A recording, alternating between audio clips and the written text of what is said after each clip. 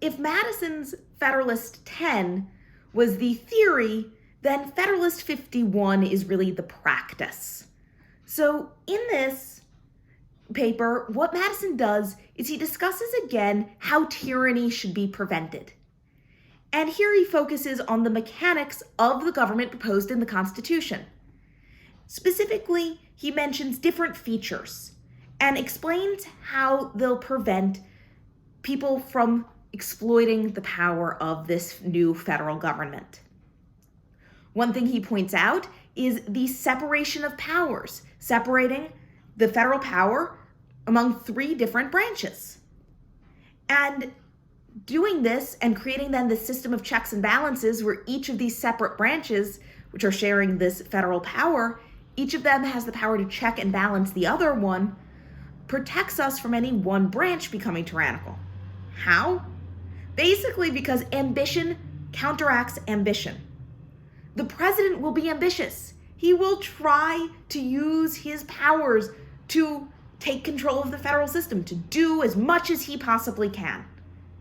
But Congress members are going to want to do the same thing, right? If you are a senator or a congressperson, you are going to want more power for your branch, for Congress. So you're going to try to take advantage of the powers it has to become more powerful.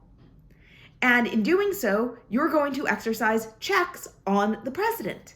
But likewise, the president is going to be using checks against you.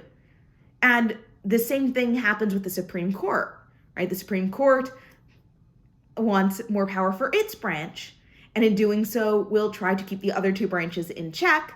But the other 2 branches, likewise, are not going to want the federal government to take too much of this power, so they're going to keep the Supreme Court in check.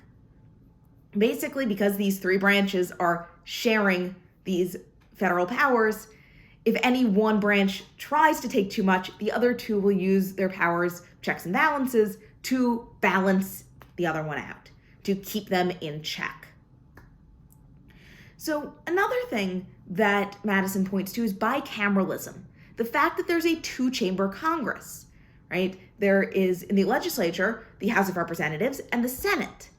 And this is good because neither chamber can do anything without the other, which means that the House needs the Senate to get on board to pass, say, tax increases, because the House must initiate revenue bills, and the Senate needs the House to get on board to pass anything they want to pass. So by doing this, by having to rally a majority in both chambers, especially when both chambers had different makeups. Remember, the House is proportionally representative, meaning that bigger states have more representatives than smaller states, whereas the Senate has equal representation, 2 senators per state. And at the time, these senators were elected by state legislatures. So the people serving the Senate were often going to be a little bit different than the people serving in the House. And therefore, they might choose different ways of representing their constituents, the people that they were elected to represent. So they check each other.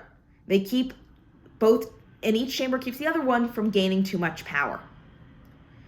Popular election helps, right? We elect our members of the House, and we slightly indirectly, but close enough, elect the president.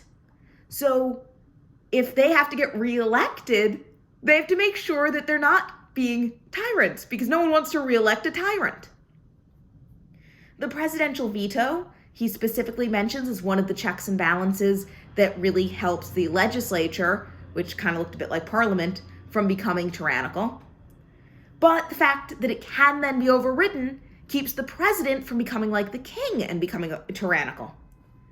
One final feature that Madison mentions is states' rights. This idea that states still have power, because that was something that we didn't really see when we were still part of England, right?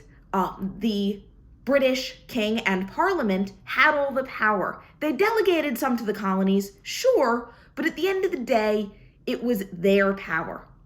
The Constitution says that states have a lot of power that can't just be taken back by the federal government. So that also keeps the federal government from becoming like the king and parliament and becoming tyrannical. So in this Federalist paper, again, we see the very practical explanation of how the Constitution prevents the government from becoming tyrannical.